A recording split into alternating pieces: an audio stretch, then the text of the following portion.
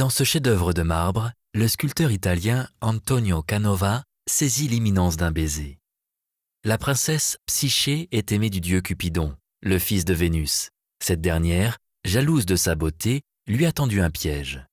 Elle lui a ordonné de se rendre aux enfers, y chercher un flacon, soi-disant propre à susciter l'amour. Mais ce flacon contient des effluves mortels. Psyché l'ouvre, et la voici étendue sur un rocher sans connaissance. Cupidon accourt et va tenter de la ranimer par son baiser. Canova utilise une composition savante. Le rocher constitue la base d'une pyramide dont les jambes des personnages forment les côtés. Suivez, à partir de cette base, le mouvement d'élévation qui anime la sculpture, suggérant le retour à la vie de Psyché. Il part de la jambe tendue de Cupidon, rencontre le soulèvement du torse de Psyché qui s'abandonne à l'enlacement de l'amour, suit les bras de Psyché qui encerclent la tête de son amant, et enfin s'envole avec les ailes dressées vers le ciel.